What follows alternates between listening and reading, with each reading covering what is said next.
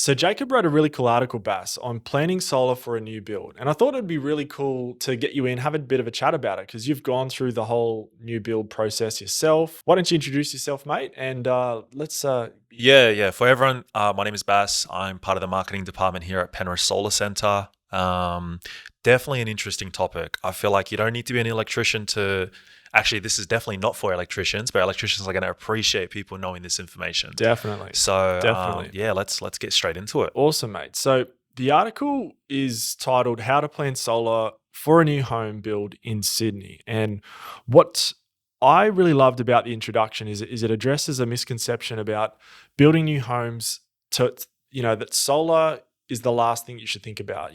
When your roof's done and you've got the keys in your hand, now it's time to think about solar. But to be honest, if you want the best outcome possible, that the reverse is true. You really need to be thinking about your needs, what you want, and who's going to be installing your solar to get the best experience possible. And you yourself just went through a house and land package. Your wife, you were looking at your options, whether to buy an existing home, right, or house and land.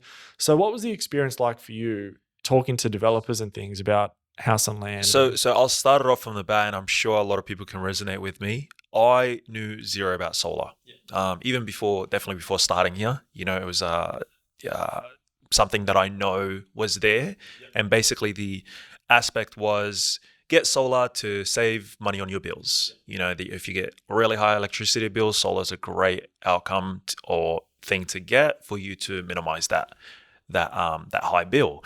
So going through and speaking to developers, I've never owned a home ever, so this was a first time thing for me.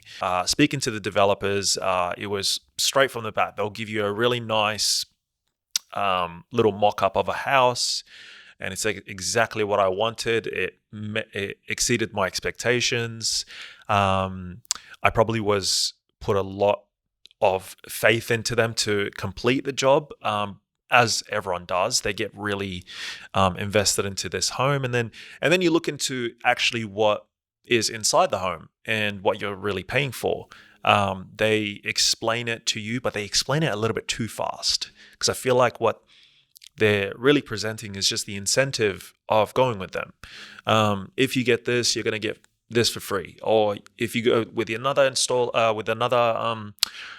developer, you're going to have to pay this much, and this is the price for it, and so and so and so and so. Because it was my first time, it was definitely an eye-opening experience for me. But I just put I put too much faith into them. So when we're discussing solar, they gave me three options.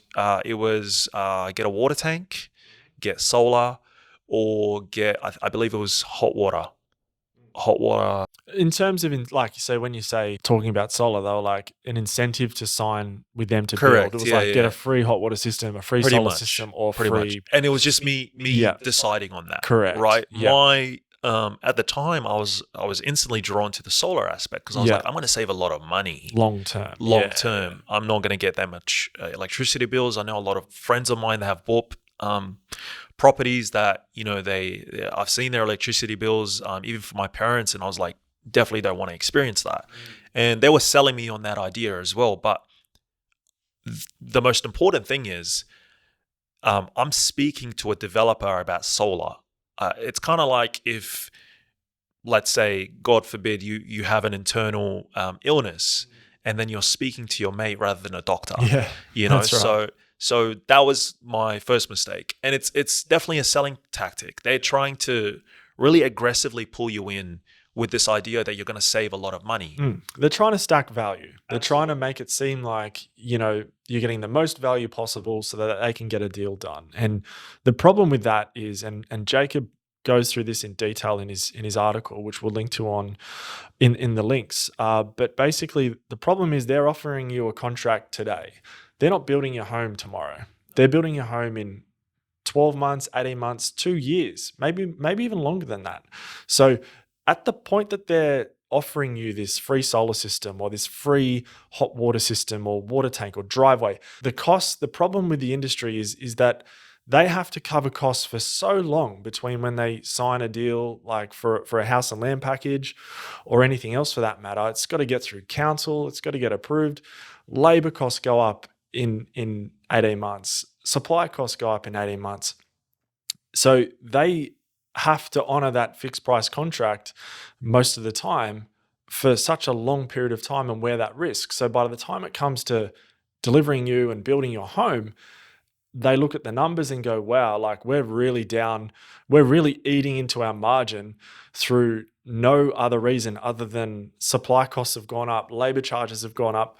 Like, how can we rein this in and stay profitable? And what they do is they'll tender out, all the suppliers, like for solar systems, like the tiler, the gyprocker, the painter. Everyone gets looked at to like a race to the bottom. And quality often goes flying out the door. So, it's not even their fault. It's just the issue with the industry. And the problem is, particularly with solar systems and new homes, they're not often explaining what they're even offering you. They don't know what panels, what inverter. They don't even usually disclose who the installer is. So it's very difficult to assign that is something with a lot of value, getting a free solar system with your new home, when it could be the biggest mistake that ever gets put on your home. And just on that note, I had my brother call me about 2 days ago, and him knowing that I work at Penrith Solar Centre, he was like, I'm thinking of getting solar. And I've never actually spoke to him about the industry alone, right? And he was telling me, he was like, oh, how much is the rebate? And I was explaining to him how does that process work? And he was shocked. He was like, what the hell? My neighbor pretty much got his solar for free. And I'm like, well, he has to see what type of system he's got to begin with, who even sold him the idea to get it for free, and is he actually even profiting? Or is he even saving money? Well, it comes down to primarily the biggest issue is less about the product itself and more about who installed it, Definitely. What methods did they use to install that solar. And the problem is when builders are getting sort of tenders for the contracts to install solar on the builds that they're making, they're often just looking at the bottom dollar and trying to, again, close the gap between what the client or the homeowner signed the contract for and what it's now going to actually cost them 2 or 3 years down the track, because they're stuck in this fixed price contract. So they're just like, put yourself in the builder's shoes. Like, what other option do they have other than to try and get the most competitive price to satisfy all these little elements of the build, from the paint that's on the walls to the solar that's on the roof that they have to build. And the reason that they have to put the solar on your roof base for a house and land package is all because of BASICs. And that's the energy efficiency scheme that is in New South Wales that requires homes to be energy efficient to, meet targets for, the net zero and stuff like that. So it's founded on a good thing of making homes more energy efficient, being less reliant on the grid, but the tactics to get there are way off. And it leaves the homeowners not knowing exactly what they're getting. And it does not incentivize the builders to seek out quality systems that will last, that won't cause liabilities and problems to the homeowners like yourself who have just got a brand new home. And like, imagine something going really, really wrong in the first few months or 12 months, like, you're bankrupt. It's a disaster. It's a disaster. Definitely. And the builder's hands are tied, in my opinion. I don't know what the solution is. But again, going back to Jacob's article, one of the ways that you can get around this is to just educate yourself before you sign up to the new home build, or before that you start renovating or extending or building a new home at all. And that's talking to solar installers. We've got articles on an article that Jacob wrote on what are the top questions to ask your builder before they install solar or that you sign a package with solar. So yeah, like what are your thoughts on that? Like as someone who went through Absolutely, it? Yeah. Absolutely, completely agree. And I definitely can understand. Obviously, profits matter in any business. and that's essentially the first thing that the builder is going to go towards. The government can say whatever they want. They can put out a scheme and a program, a plan, and so forth, and there's always going to be a way to make that profitable for the business that's part of the program, right? So, but a lot of people don't really, their thought doesn't go there. Their thought process is, I'm going to trust the person that I'm giving my time and attention to, and my hard-earned money. I ended up going through the entire process of getting a bank loan and going through all of that tedious process, all in the aspect of, really, I'm paying you for me not to think about this. So I'm also putting a lot of trust based on, one, if I've heard from my friends to go with you, if I've seen the reviews and so forth. But really, it goes back to that original statement that I made. You're not going to speak to your friend about an illness. You're going to go to a doctor. So I 100% agree on speaking to an electrician, an installer, or someone that's professional in that field for you to get that rightful information. But it's not always the case as well. You need to actually know there's definitely bad installers versus good installers. So actually, a question to yourself: how would you combat that? How would you go around about really knowing who which to talk installer? to? Exactly. Yeah. I think obviously online is a great resource. So looking at their reviews, looking at what customers are actually saying about them before they sign up to them, their customer service, their actual install quality, and also, and almost most importantly, what their after sales service is like. Like, how much support does any one company offer the homeowner after the bill's paid, after the install's done?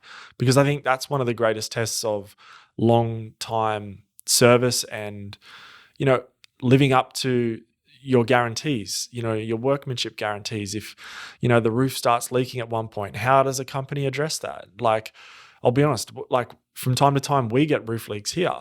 We install 14 jobs a day. Of course, at some point, there are going to be issues, but it's how you deal with them. And I think if a company's around to actually serve and handle anything that gets thrown at them from the customer's point of view, whether it's Wi-Fi being disconnected and no longer monitoring's working, like, how long are they responding to get these things sorted?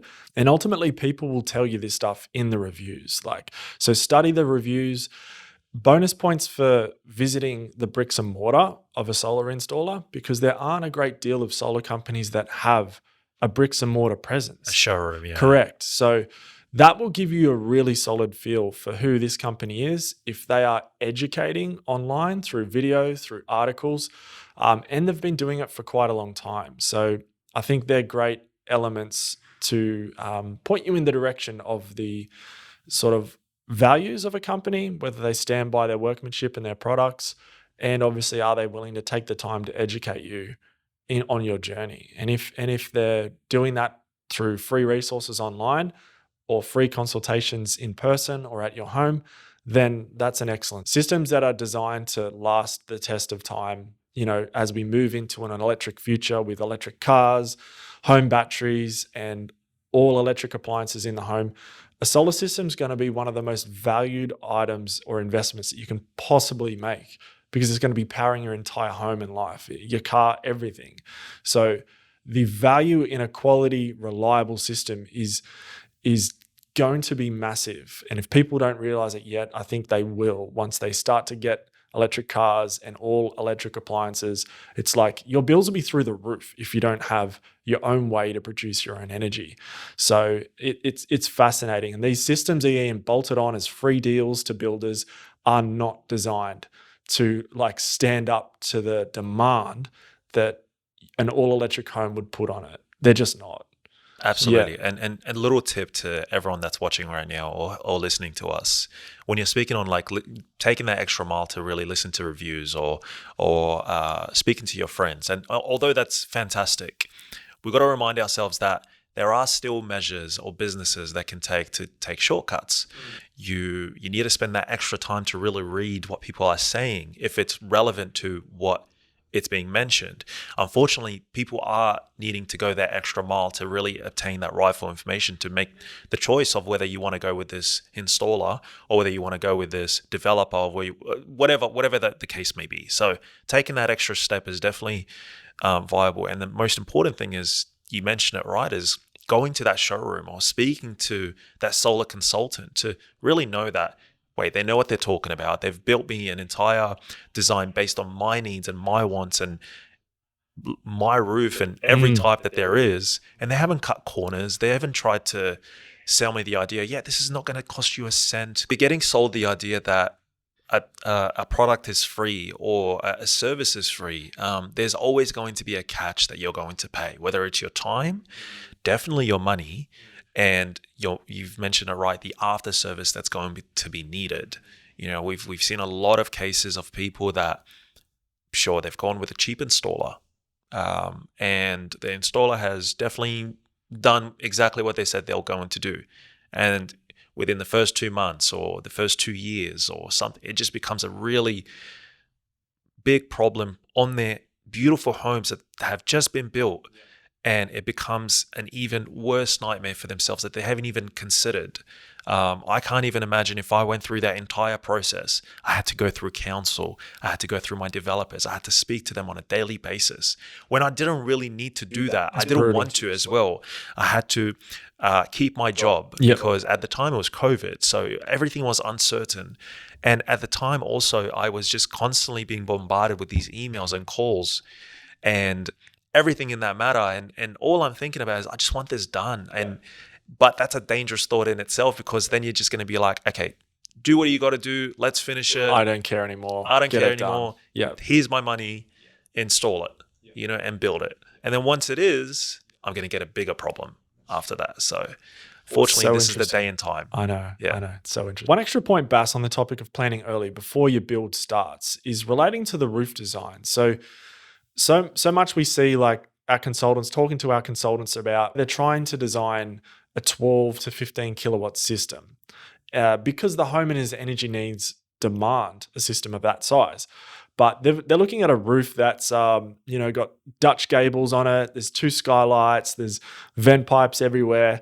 There is just all these obstacles, and the roof might have 2 or 3 valleys in it. All these things make it next to impossible to fit 36 panels to get the 15 kilowatt system. So again, it's so much like it's the chicken before the egg, the horse before the cart problem. People, unfortunately, it's hard for them to be aware of how much power they need to operate their home and their lives, and connecting that to how much roof space they need on the north, east, and west, ideally. And why would they, though? Exactly. Why would they want to know as well? You know what I mean? Like, I feel like if your profession is just an average guy or an average female, and you're going about your day and you just want solar because you've been looking at it, it's a lack of education that's been presented out there. Every education that's sort of sold on the idea of solar, in my opinion, before even jumping on Penrith Solar Centre, is I thought it was a scammy industry. There's been door knockers that tried to sell me solar. There's been people that just have stopped me on the way, just give me pamphlets on solar, and I just felt like this seems like a cult. I feel like I'm getting sold an idea that, sure, makes sense. I don't even know what you're on about. So a little plug for everyone that's needing that education, definitely visit our learning center. Our learning center has provided the products and brands that we would install on our own rooftops. And you can ask every solar consultant that you will speak to versus every employee that's part of Penrith Solar Centre. And even if it's not, we actually speak on industry-wide topics as well for you to get an understanding. How does solar work?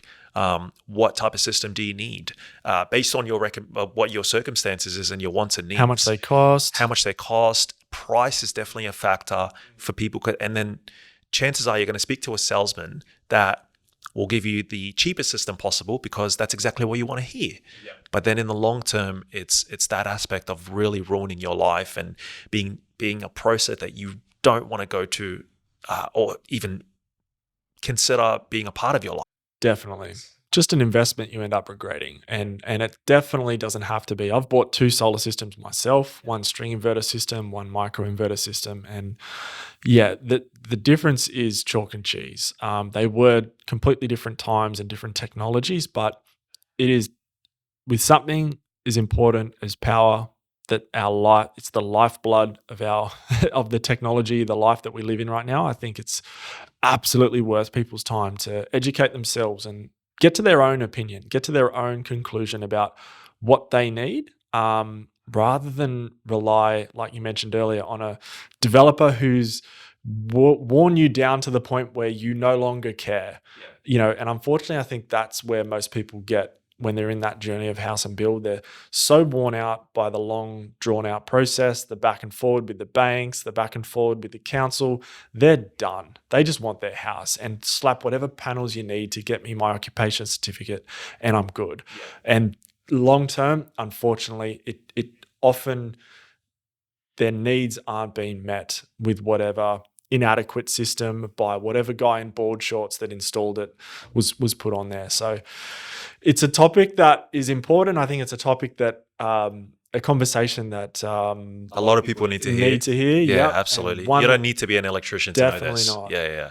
So the average Joe can get a lot from this, and then go forward if they're choosing to buy a property, or even if their friends are, to just make that extra step to really know what they're getting themselves. Exactly. Yeah. Thanks, Bass. No worries. That was awesome. I appreciate it. That was awesome. Thank you, guys. Have a good day. Yeah. Cheers.